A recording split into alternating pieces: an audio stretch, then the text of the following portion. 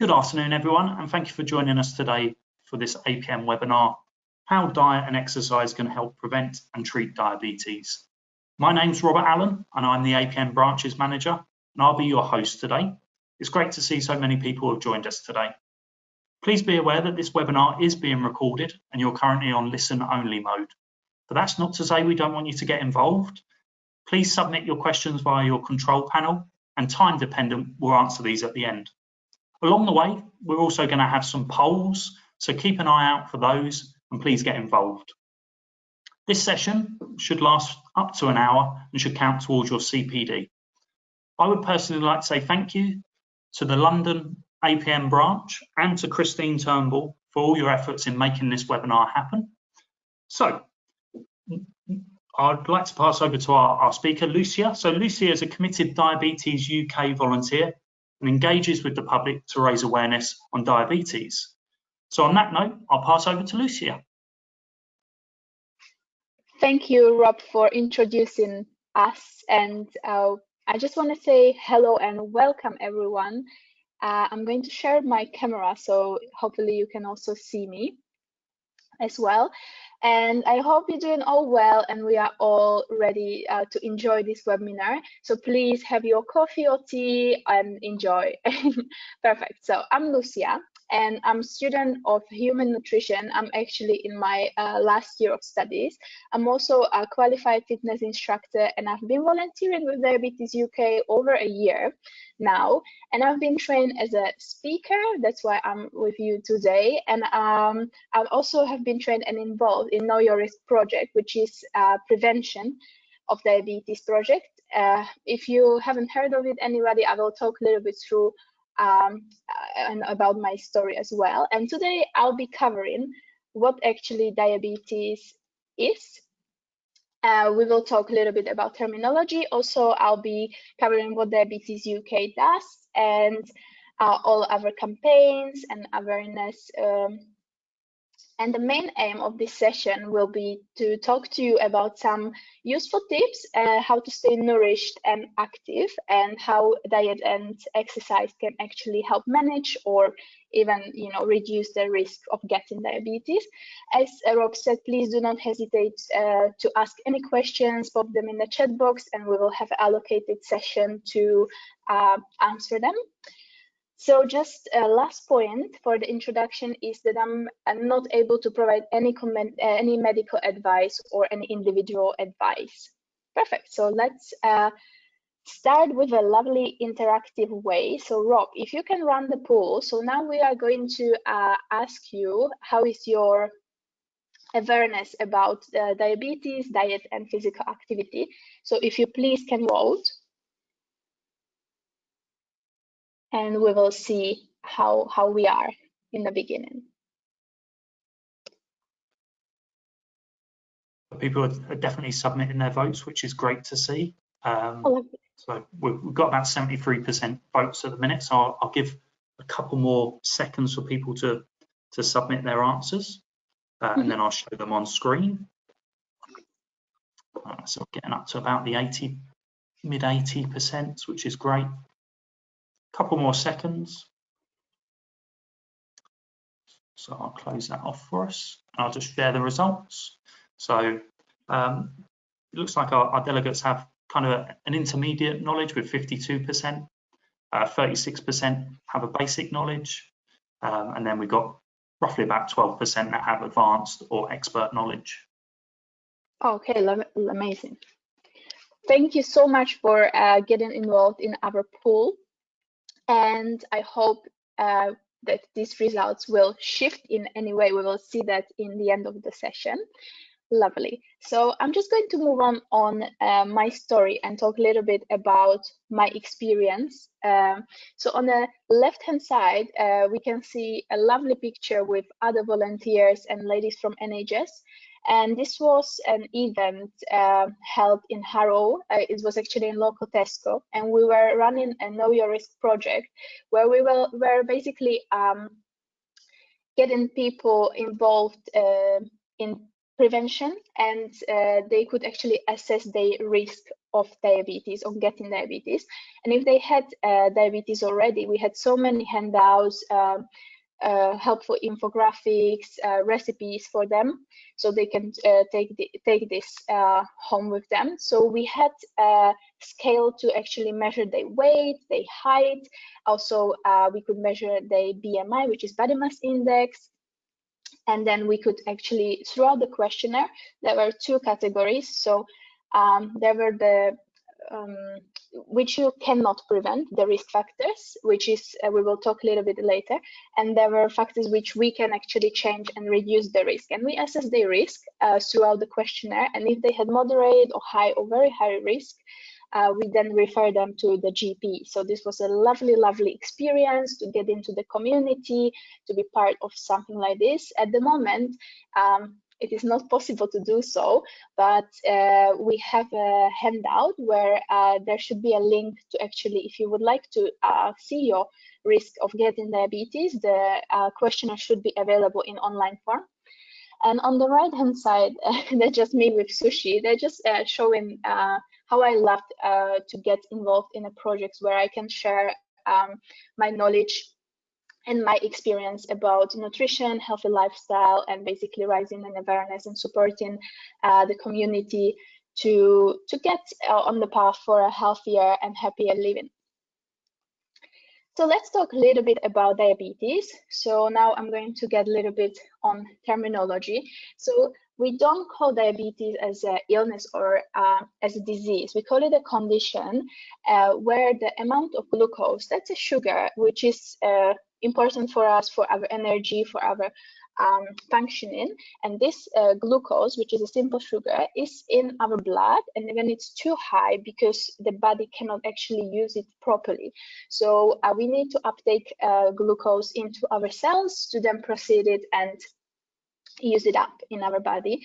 And people with diabetes, their pancreas, which is an organ sitting under the stomach, as you can see on this diagram, doesn't produce enough insulin, or the insulin which is produced is not working properly. So that's diabetes definition. And we have 2 main types of diabetes. There's a few more which we can talk about a little bit later on. So type 1 is an autoimmune condition where the body attacks or destroys insulin producing cells. So we can think about analogy as a lock and key. So the lock will be the cell and the key will be the hormone insulin, which we need to unlock to actually get the glucose get in. And in type 1, what the body thinks is actually that this is a foreign cell, therefore it attacks it. So it doesn't, it basically eliminates all insulin. So there's no insulin, and therefore this causes glucose to rise quickly in the blood. And we don't really know why this happens, but it's nothing to do really with diet or health, like lifestyle factors. It's mainly, it might be genetics, might be some viral infection, but we know if there is any history with in your family, which runs in your family, there might be a risk to getting actually this type 1. And this diabetes type 1 is usually early onset, so it usually develops under the age of 40 and is also in kids, children, adolescents.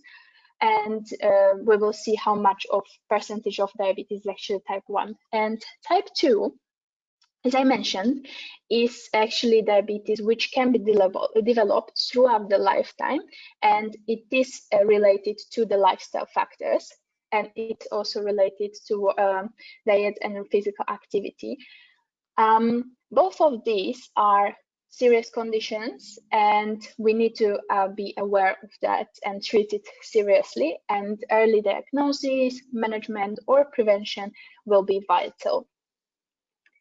So now we have a proportion of 2 main types of diabetes. So 90% of people have actually type 2, and 8% of people have type 1. Just to mention, type 2 is treated with lifestyle change, such as healthier diet, weight loss, and increased physical activity, but the tablets or insulin might be required to achieve normal glucose levels. There's also rare types of diabetes, for example, gestational diabetes, where this is a form where the high blood glucose levels are detected during the pregnancy, and it is developed in one of 25 pregnancies worldwide, and it's associated with complications for both mother and the baby. And if this appears during the pregnancy, this should be monitored after when the child is born, and there is an increased risk for developing type 2 for mother and children later on in life. But as I said, this diabetes disappears after the pregnancy, but it's important to monitor the mother and the baby afterwards as well. What is important is to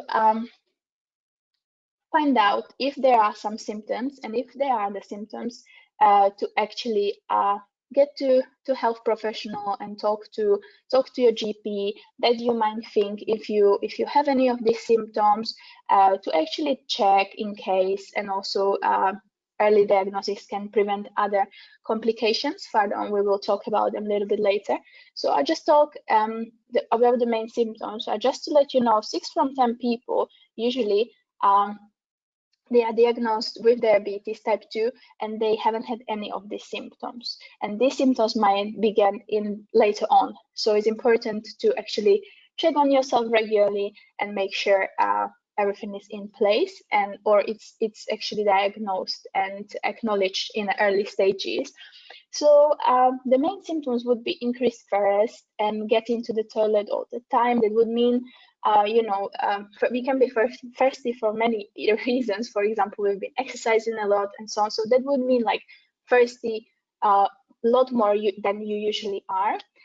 Then going to the toilet literally all the time, extreme fatigue, feeling tired, weight loss, which is unintended. So rapid weight loss without any, trying to do so, which is not really how human body is designed. We like to keep our weight actually biologically. We're predisposed to maintain our weight or actually gain weight just because of the evolutionary status of us as a human beings. And one of another symptoms would be the blurred vision. Perfect. So these might develop slowly, as I said. Usually for type 1, they are more rapid and you can identify them early on. And early treatment will reduce chances of developing serious health problems or complications. So as I said, contact your GP or a health professional which can actually deal with this and see if everything is on place. So this is what I already covered, what causes type 1 diabetes, and this is the area which I was actually working with. So in the questionnaire for type 2 risks, so if you are over your age would be the factor which we cannot change. So if we are over 40 years old, our risk increase. If we are over 25 and we are from African, Caribbean, Black African or South Asian ethnicity, this would also increase. So our ethnicity plays a role as well.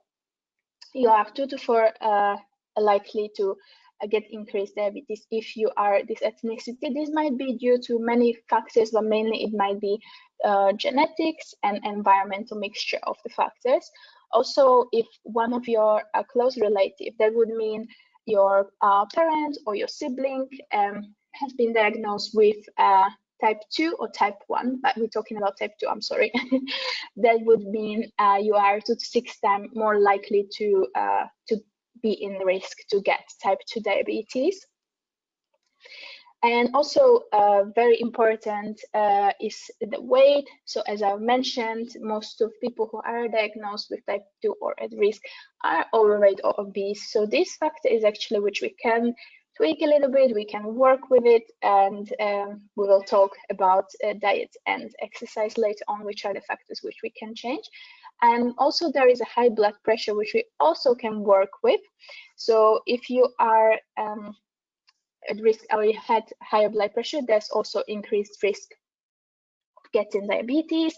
And there have been mental health conditions such as schizophrenia, bipolar illness, depression. You are also more likely, you have more increased risk of getting type 2 diabetes by 60%. So this was just important to highlight some risk, which might increase your likelihood to get type 2 diabetes. I'm just going to talk a little bit about the complications. So that's why the prevention, and these are actually preventable. So there's many complications which might be associated. And for example, there will be complication with your limbs, so amputations, complication with the sight, complication with the kidneys, and many others. I'm just going to show you little statistics which are pretty, I would say, worrying. And that means every year diabetes causes more than 27,000 heart attacks. So this is associated also with your heart health. And also there's a lot of strokes, and I just want to show you the statistics from 2018, which 8,793 amputations were due to diabetes complications. That would mean 1 amputations hour. So these are all serious conditions, but as I said, they can be prevented. And what is important to acknowledge is diet and exercise, which we will talk a lot about today. So I just want to say that there's no one way or one exact diet or meal plan recommended for management or treatment of diabetes, the same for the exercise, but there are general guidelines which are very helpful for managing the healthy weight and managing also the glucose levels, plus you know, also for prevention. So these are really, really great and useful tips for us all.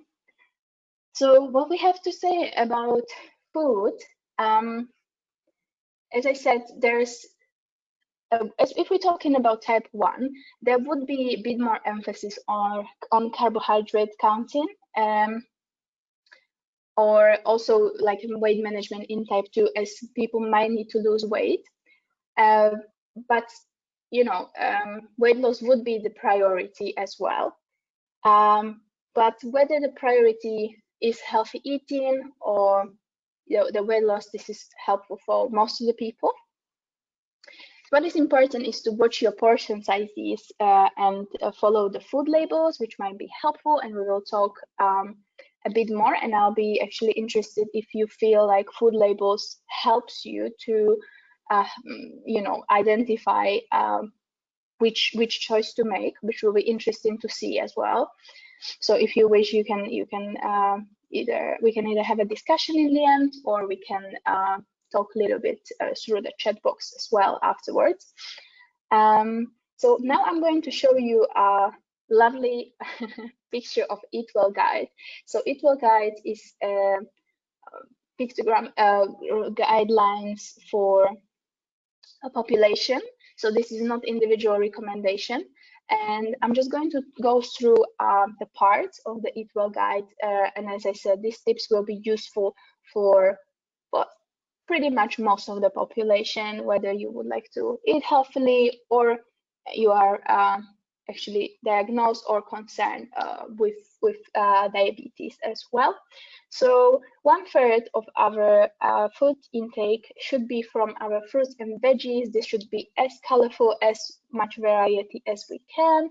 So there is like, let's say, just a recommendation, 5 portions or more fruits and vegetables a day. That would mean, this is like an aim, of course. That would mean, for example, 3 headspoons of chopped carrots, 1 banana, 2 handfuls of blueberries. Then we can talk about, I don't know, big salad cereal bowl of rucola, chard, any mixed salad. So that will be, let's say, your 5 a day. Then there's also where you get in your minerals, your vitamins, your antioxidants, all from these lovely fruits and veggies. There's also a fiber, and fiber source would be also from the right hand side where we have our whole grains. So the proportion should be also, let's say, 1/3. And we have, for example, potatoes with skin, wholemeal bread, brown rice pasta. So getting it into as whole grain and chooses these choices when possible. So fiber is such an amazing friend for us, honestly. That helps with our digestion. We digest foods more slowly. We absorb more nutrients. It helps our, gut. It helps the gut digestion to go smoothly. And also, we are not consuming as much free sugars. For example, there's more free sugars if we go for some pastry, white baguette. I'm not saying we should completely remove it. There's just a recommendation to what to increase, what to get more of, and what to maybe, cut down a little bit. Lovely. And there's also food labels can help. So if we learn how to read them, where is more fiber, where is, more green label system, as we can see, check the label on the packets on the left-hand side. But now I'm going to move on a little bit on another recommendation, which is cut down on red and processed meat. That will mean, your ham, some sausages, beef, lamb, a lot of bacon, and so on. So that will be cut down on this little bit because this is actually associated with increased risk of diabetes type 2, and this also has been linked with heart problems and certain types of cancer as a colorectal cancer. So what we can do, we can maybe swap these types of protein for healthier choices such as our beans, lentils, pulses, eggs, lean meats as a chicken, turkey, and fish. For the fish, there's a general recommendation 2 portions a week. That will mean 1 oily, that's your salmon, mackerel, sardines, and 1 white. Of course, if we have any vegetarians, vegans, there's other ways how we can actually get, because why this is actually the main recommendation is because these foods are high in omega-3. That's your healthy fats to protect your heart, generally saying. So for vegetarians and vegans, that would be walnuts or flax seeds, chia seeds, generally speaking, instead of fish if you don't want to eat fish. And we are moving on, and I would like to talk a little bit about dairy products. So there is a recommendation to have some. Of course, again, if any preference or any allergy is down there, you can have your dairy alternative. Just important for all of this group would be to choose less sugar and low in fat. And for the dairy alternatives, importance would be to have these foods being fortified with calcium and B12, probably other nutrients, but mainly calcium. That's our lovely source of calcium for our healthy bones and muscles. So that will be our dairy group. Of course, as we can see on the left bottom corner, there's some foods as sauces, alcohol, some chips, pastries. That's really to cut down on. It doesn't mean we're completely removing it from the diet, but as less as possible would be a great start. And if we're talking, for example, about snacks, if you like to snack, there's many ways how we can actually go for foods which are a bit healthier, as unsweetened yogurts, unsalted nuts, seeds, fruits, veggies, perhaps over, some chips, biscuits, and sweets. And as I said, it's important to watch the portion sizes as well and include healthy fats.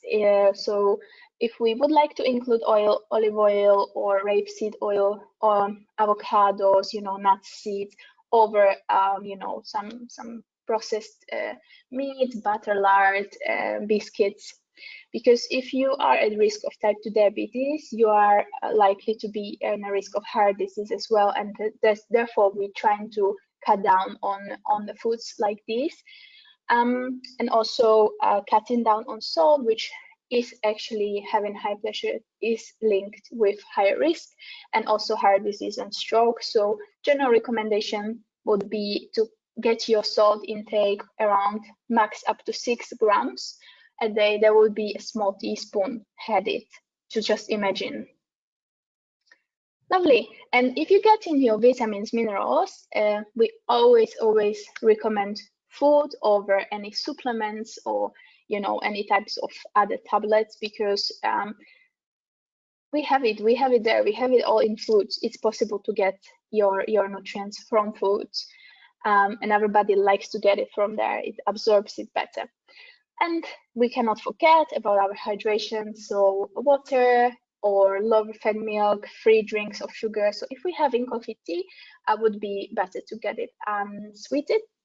And also for the fruit juice and smoothies, of course, they can be part of healthy diet. Just to let's say limit would be a day there will be 150 mils. So that's like a small Kit Cup a day. That's just because when we blend in or juice in the fruit, we are removing the fiber, we're removing other properties of that fruit, and we get in the pure juice. Therefore, the cells are, you basically opening the free sugar which is there. So that's why is this recommendation in place. Lovely. I could talk about this all day long. So we are going to move on exercise part. So yeah, of course, if you have any questions, please just put them in the chat box. I'm so happy to talk through about any concerns or any ideas what you have about healthy eating, and how much we should actually exercise, and how much exercise do I need. You can we ask ourselves. So general recommendation would be 30 minutes of moderate exercise. This should be done 5 or more days per week. Or 15 minutes of vigorous exercise, 5 or more days a week. Just, you might think like, oh my God, so now I have to, run outside for 30 minutes 5 times a week. Oh my God, no. So no, this is absolutely doesn't have to be a case. This can be breakdown. This can be activity which you actually enjoy. So you might be more likely to get involved. And I'm going to run through some lovely tips for you to which can be used in a practice. But for example, so if we divide this, our day usually will have at least 12 hours to split this. So 30 minutes is truly a small chunk of the day. And for example, we can walk for 10 minutes, 15 minutes with playing with the dog or with the cat or with the kids, grandkids, and 5 minutes of walking for your shopping. And there we go, 30 minutes of exercise. And why am I actually talking about exercise? There's so many benefits to it. So it's about to get in yourself also aerobically active. So your cardiovascular system, your respiratory system, it's in use, and it actually helps you to sweat a little bit, to move, to get rid of toxins. There's many studies, evidence show us helping with increased mood, helping with reduction of low mood, depression, helps with actually our muscles more stronger. Also weight bearing exercise help with our bones. Many benefits. I cannot emphasize any type of movement which you actually like as well, as a great way to get healthy. And also, why is it important for diabetes? Because our muscles actually use energy. There is a glycogen type of energy which we use, and if we get in physically active, there's more likely that your glucose levels will be monitored or getting closer to the range where it should be, because of the muscle is actually uptaking most of this energy. So this glucose is not circulating in your blood, but actually you are using it up in your muscles. Perfect. So now I'm going to go through little interactive activities. So I'm not talking all the time, so we can get involved. I love to get this interactive way of presentation as much as we can in these strange times. So I'm going to talk to you. I'm just going to represent the line, and then we will have a little game. So we have first line where we have our swimming, our cycling, and our walking. So that's the first line. Then we have second line where we have running, sports that could be, basketball, volleyball, playing football, anything like that. And we have also our weightlifting. And the last line is the pictogram represents, hard gardening, carrying the shopping, and doing yoga. Also, sorry. So if Rob can now run the poll, and we will see what you actually guys think and put into categories. Thank you, Lucia. So as mentioned, the first poll's up and running. So this is linked to moderate intensity exercise. So if you could just select one, I'm speaking and people are answering. They already know what's going on here. So we're getting in some good results at the moment, which is great to see. Oh, perfect. I cannot see the poll though, but yeah. Okay, I'll do a running commentary as it goes. So at the minute, swimming, cycling, walking is, well, I don't want to sway people maybe. I'll hold fire for a couple of seconds. Yeah, don't worry. Let them to choose. Perfect. So about 80% of people have responded. So I'll stop this one for the time being. I'll just share the results. So 52% of people have said the swimming, cycling and walking. 7%, so the lowest percent, have said running, sports and weights. And then 41% gardening, carrying, shopping and the yoga. So it's kind of between the first line and the third line. Also, should I share it with them? Like, should I say which one is which, or just wait in the end? I think we can wait in the end, right? Yeah, let's not. We've got a couple more to go, so let's not sway them. Reveal the results. Okay. Yeah. Perfect. So I'll move on to the second one. So this one is linked to strength type of exercise. So which of these exercises count as strength type of exercises? So swimming, cycling, walking is option 1. Running, sports, weights, option 2. Gardening, carrying, shopping, yoga. So there's a clear favourite at the minute. Again, I won't share how people are responding, but I will share the final results in a few seconds. But there's a clear winner on this one. Couple more seconds for a few more votes just in case it changes. But thank you everyone for getting involved in these interaction polls. And I'll share the results. So there's a clear winner, the running, sports and weights at 77%, followed by gardening, carrying, shopping and yoga at 15%, and then swimming, cycling just behind on 8%. And your face is not giving away anything if people have given the right answers or not. Well played. Right, the final one. So this is which of these exercises count as vigorous intensity of exercise? So again, same answers: swimming, cycling, walking, running, sports, weights, gardening, carrying the shopping, or yoga. So I don't want to sway, but there's definitely 2 that are battling it out. Yeah, they are actually really tricky ones because we didn't specify. So there might be actually can you clarify for me, is swimming, I'm swimming with my children for, I don't know, 5 minutes, or is swimming, that I'm swimming in the Olympics? So of course there will be a difference. Perfect. There could be some channel swimmers in the mix. So let's close that one down and share the results there. So on 59%, running, sports and weights is the favourite, followed by swimming, cycling and walking. Gardening, carrying, shopping and yoga has 4%. So I'd probably say the running, the sports and the weights are winning. Perfect. So there was the vigorous type. Yes, it was, yeah. Yeah, absolutely. So I'm going to share now with you.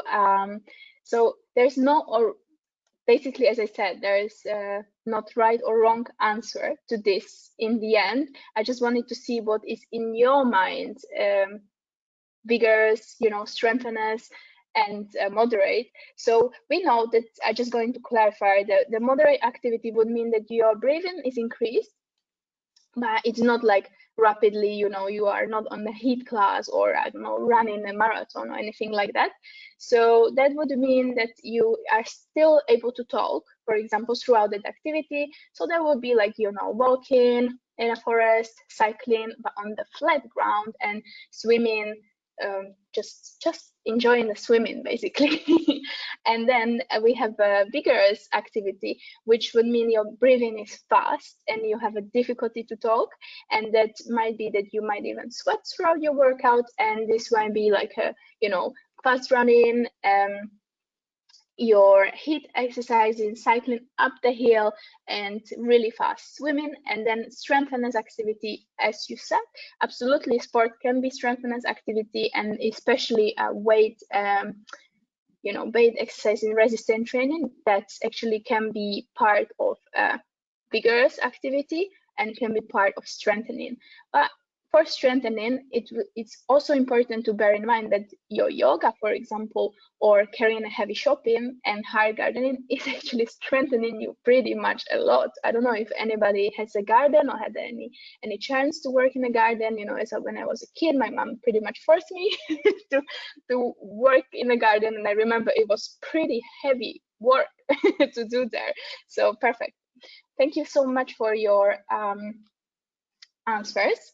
And now we are going to move a little bit on, just going to click down here. That again, we're coming back, and we truly know that diabetes is a crisis. I just want to run again through a little bit of statistics, and I like to show some anecdotes and tell the stories through this. So have you ever been, or have you ever seen Wembley Stadium? Wembley Stadium is a pretty big stadium in the northwest London. And the amount of people who actually, it's estimated that they've been diagnosed, it is actually the number, probably it might fluctuate a little bit for the latest statistics. 4.6 million have been diagnosed with diabetes, either type 1 or type 2. And 1 million from these people, they don't know that they have type 2 diabetes. So it's pretty much, if we go to Wembley Stadium, that would be, this number would fit 51 times and over full Wembley Stadium. So you can imagine how huge it is, and how many people actually suffer from this condition. And there's again just another statistic. So 12.3 million people who are actually at increased risk of type 2 diabetes. And what I've seen from my work, and it was pretty shocking for me, in Harrow we've been actually running that, and we should actually have a paper where we were ticking, who is in increased risk, who has really low risk, moderate risk, and so on. And actually many people were in increased or in high risk of getting diabetes, and that was really important to run this prevention, and to let them know about this, and to raise the awareness, because in the end we were talking about symptoms and complications, and about worrying statistics of how many strokes, heart disease, many things are linked with these conditions, and in the end there's given a huge pressure also on national health services as well. Just a little bit about coronavirus and diabetes. That's truly, a very current topic. So if you would like to have further clarification, just please visit diabetes.org.uk/coronavirus. Just in general, I'm going to summarize this. What is really important, and what is advised for people who have this condition, is to keep the glucose levels as within range, so height and load. We know that it can be too much or too low glucose in the blood, because this can lead to many other complications. So this is the main recommendations. And what actually Diabetes UK does is awareness. Awareness is so important. I cannot emphasize it more.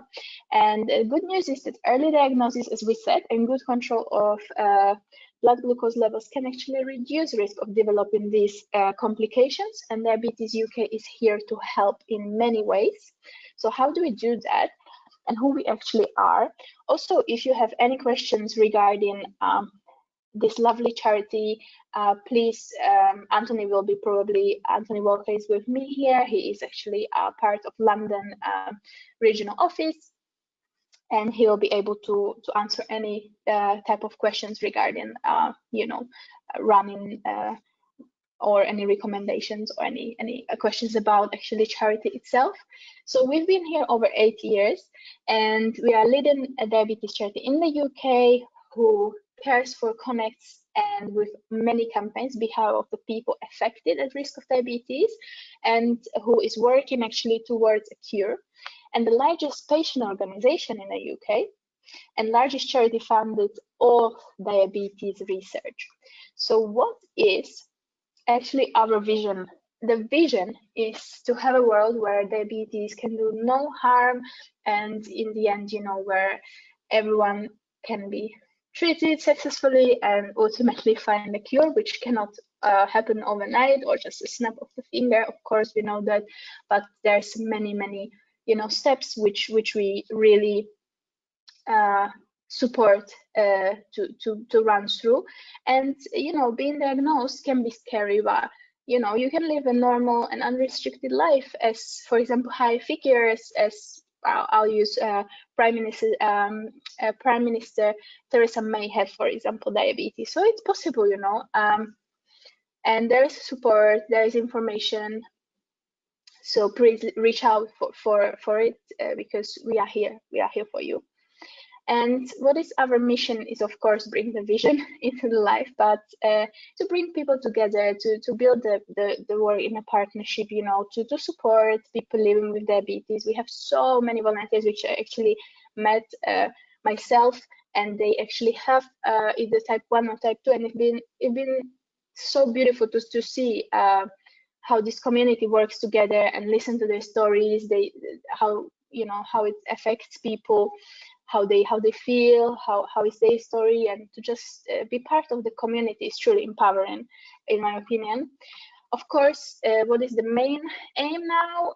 One of the main aims is to prevent type 2 and raising awareness about it and early diagnosis, and the research is going on to find the ultimate cure.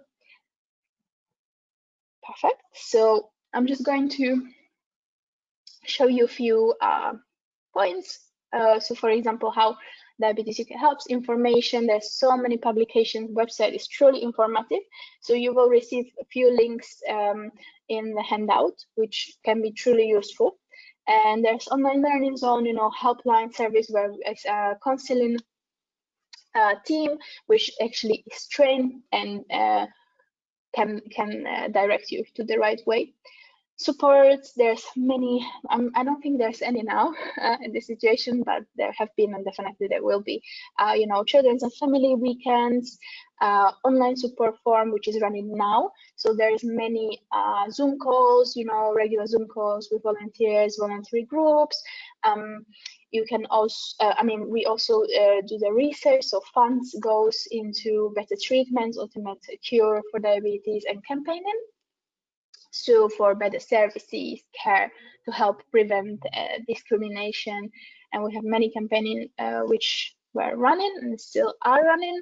So for example, I thought that this one would be pretty accurate for healthy eating and physical activity, but it's especially for healthy eating. So food labeling, and 1 of 10 people think that traffic light food labeling can help to make healthier choices.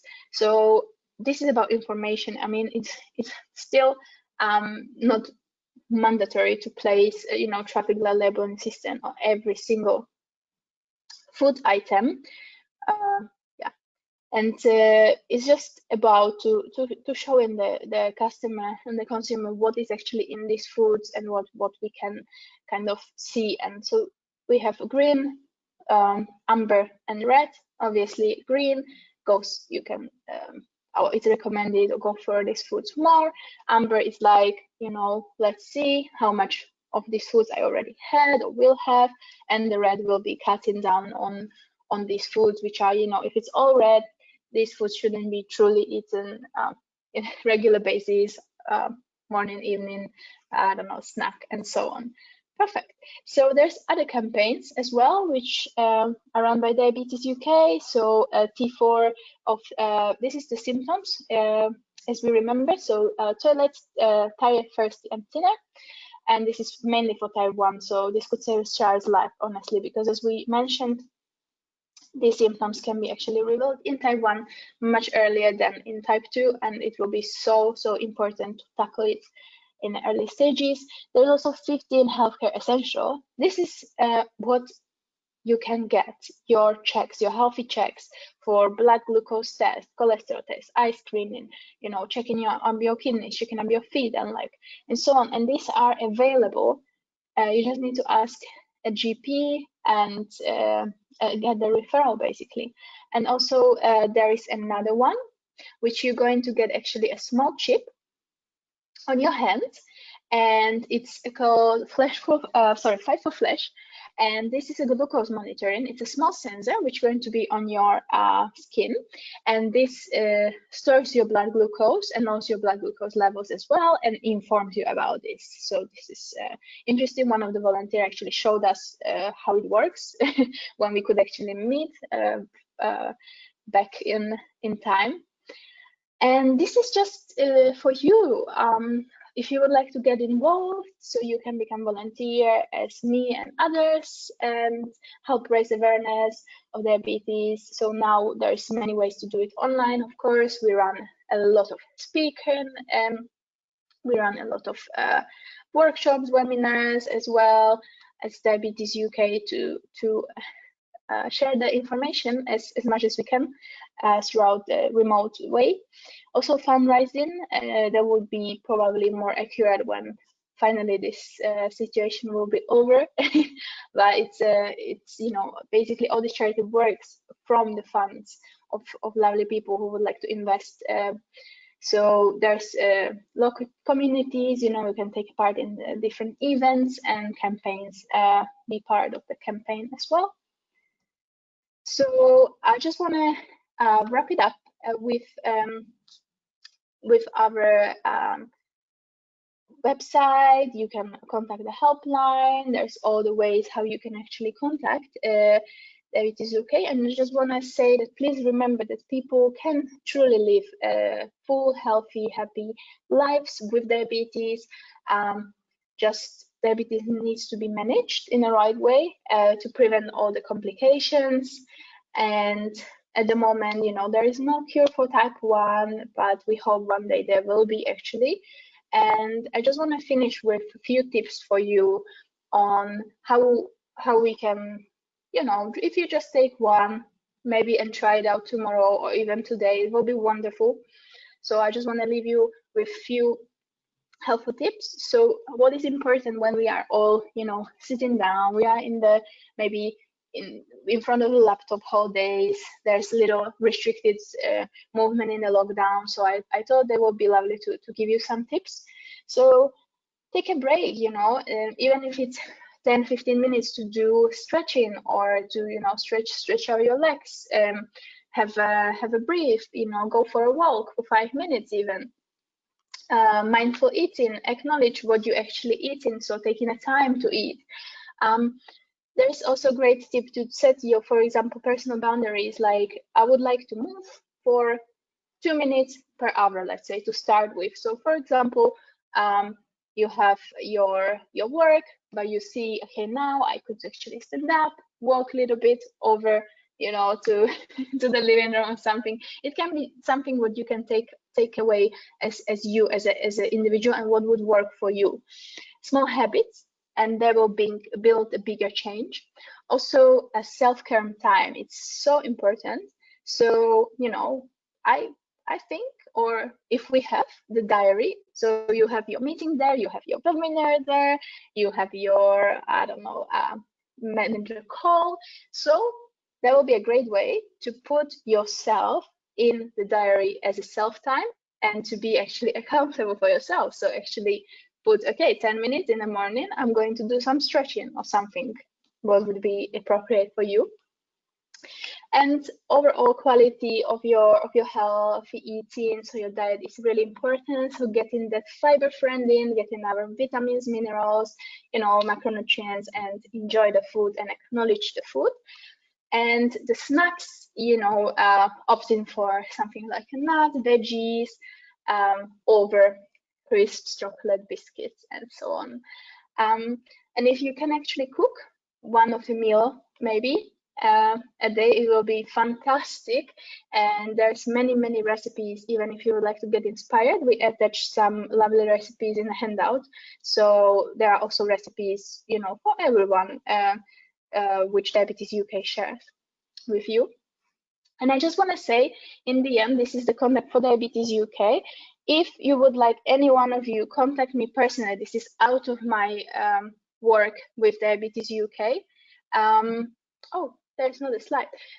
Sorry about that. So don't worry about that. If you would like to, just contact Rob. He will be probably able to direct you to me if it's something regarding nutrition guidance or physical activity, but this is out of my work as a volunteer for Diabetes UK. That's my private part of work. So I just want to say thank you so much for listening and getting involved in our lovely polls. And now I'm just gonna head over to Rob and run the last poll. So how do you feel now about your awareness about food, physical activity, and diabetes? Please, Rob. Yep, certainly. So that's now live. I can already see that there's a drastic difference from the first time we did this poll, which is great to see. We're up into the 70% range, so I'll just leave it open for a couple more moments. But yeah, I made a note of the first round, and to let you know, 36% said they had basic knowledge. So I'm going to bring this to a close, and I'll share the results.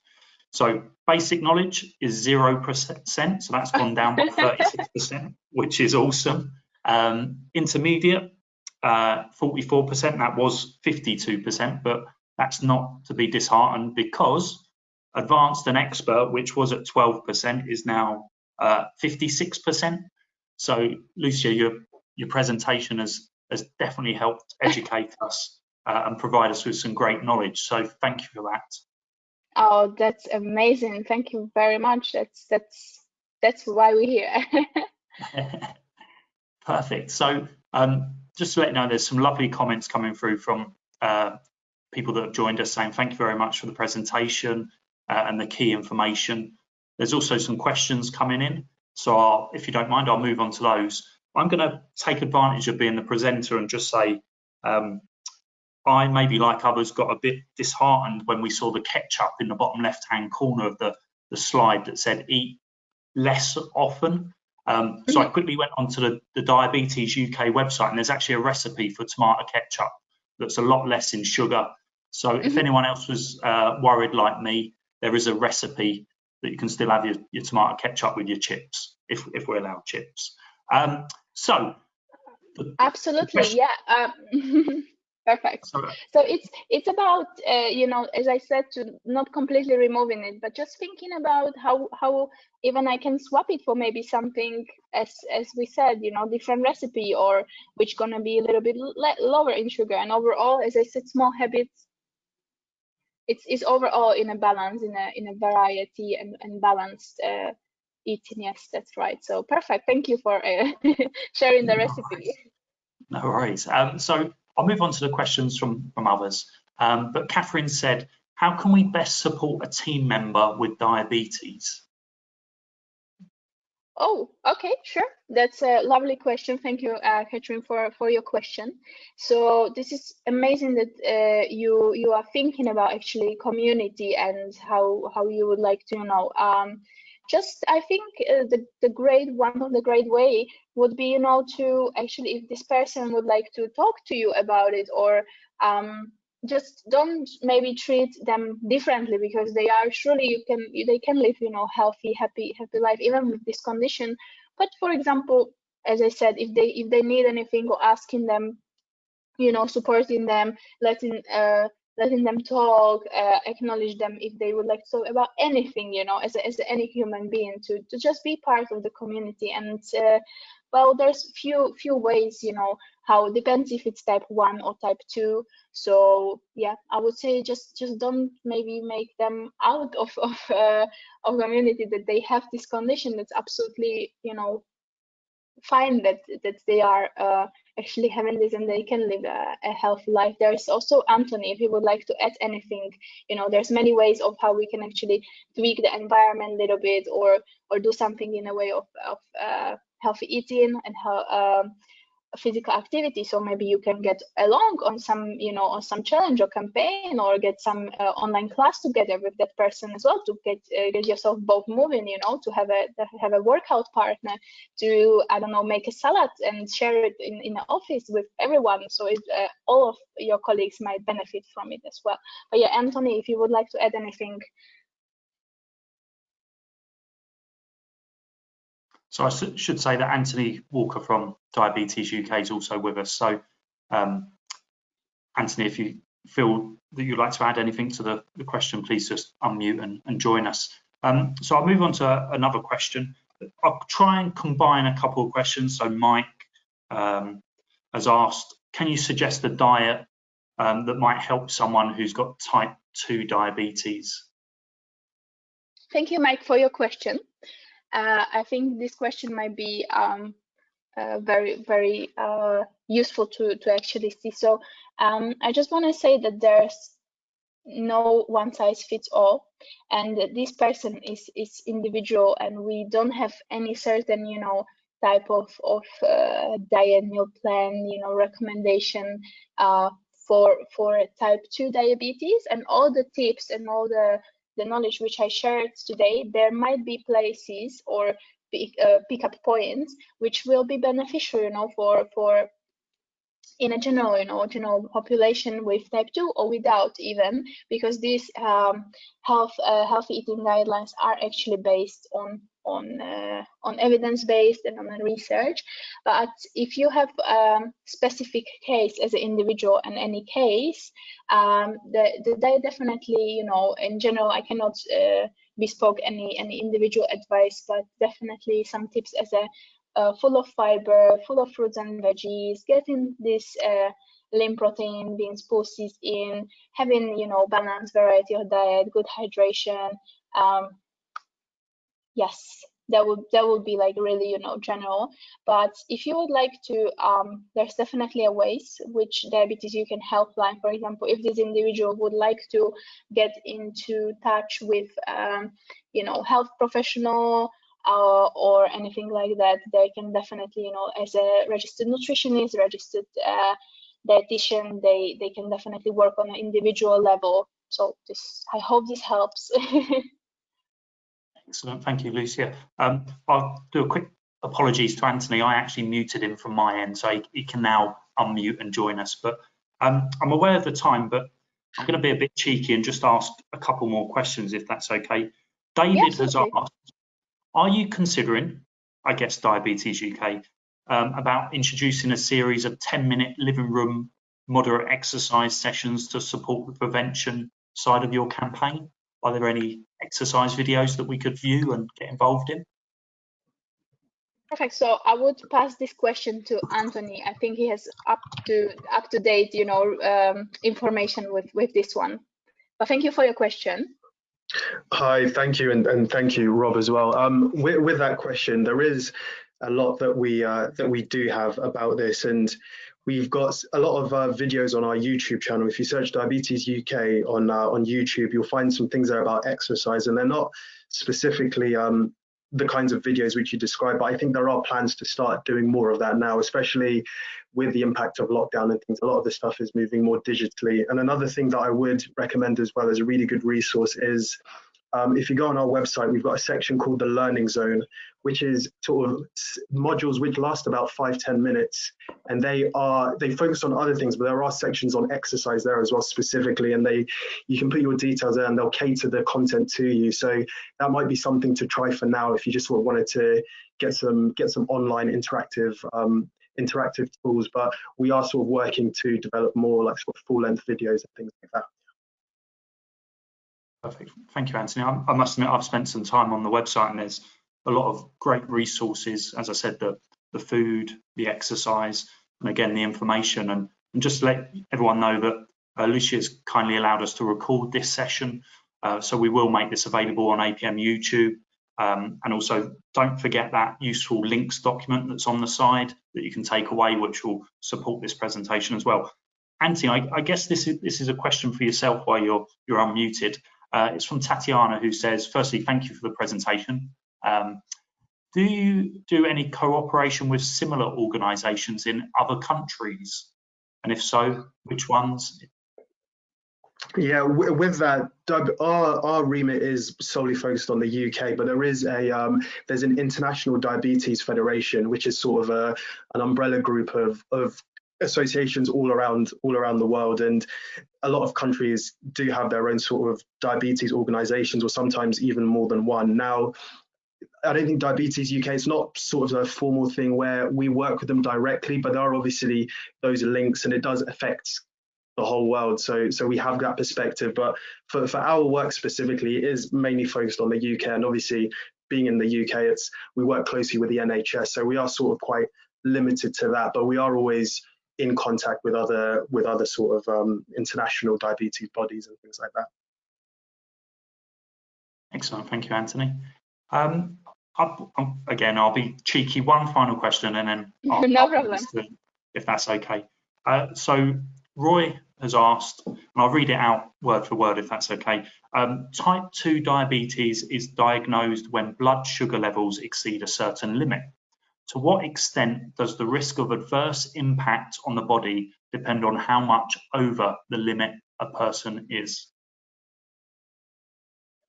Okay, thank you so much for your question. So just to acknowledge the glucose levels and your glycemic index. So certain foods are actually, higher in glycemic index. So usually it's high sugary foods or white processed carbohydrates and so on. But also certain fruit can be like really high and spike the sugar up. But then with normal way of our organism, if we are a healthy individual, it would go back again and the glucose will be uptaken.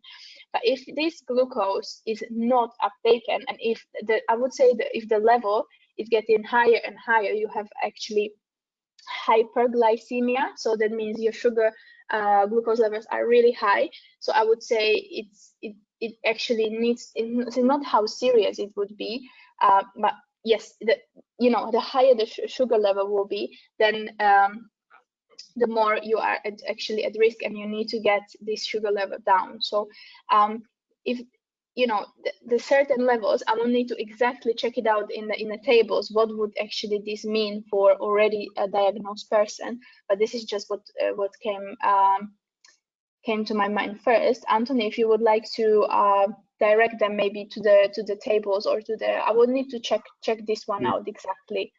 Yeah, thanks, Lucia. What I'd say is there is a test that's done called an HbA1c test, which tests the amount of sugar in your blood, like was mentioned in the question. And there is a boundary in that test.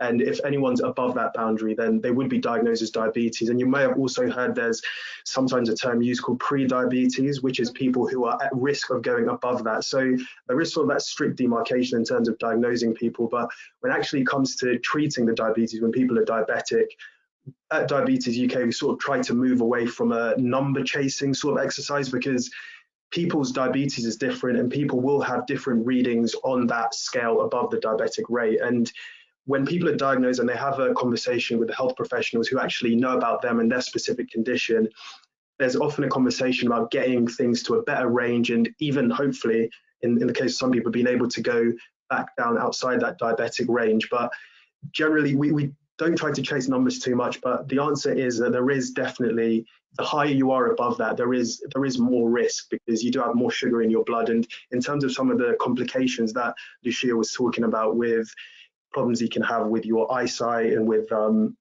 your nerves and things like that, having a higher blood glucose level in your blood for a longer period of time will have an effect on that. So it's really just trying to get people to reduce it as much as possible, but not trying to, you know, get everyone all chasing for the same numbers, because everyone is different, and you're just trying to find what's as healthy as possible for you and what's realistic and you're able to do in that particular situation.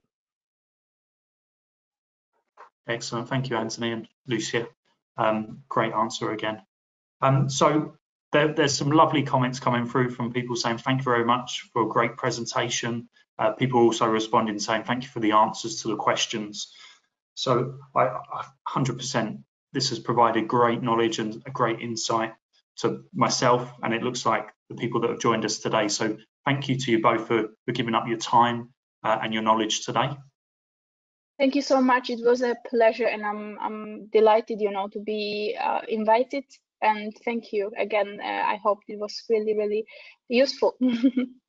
Yeah, I can only second that, and it was great to see the results on the poll and the feedbacks and the comments. So thank you for giving us the opportunity to do this as well. Not a problem. Great working with you both. So on behalf of the APM, I'd again like to just express my thanks to Lucia and Anthony, but I'd also like to say thank you to everyone who's joined us today, who's engaged with the interaction and the polls, but also submitted some great questions. I'd highly recommend going off to the Diabetes UK website to find out more, but we'll definitely make this recording available on APM YouTube. I'd also say keep an eye out for future APM webinars. The London branch are doing a virtual meetup, which will allow people to come together and chat rather than hear knowledge, and that's taking place on the evening of the 24th of November. But it leaves me to say thank you again to everyone, keep well, and hope to see you soon.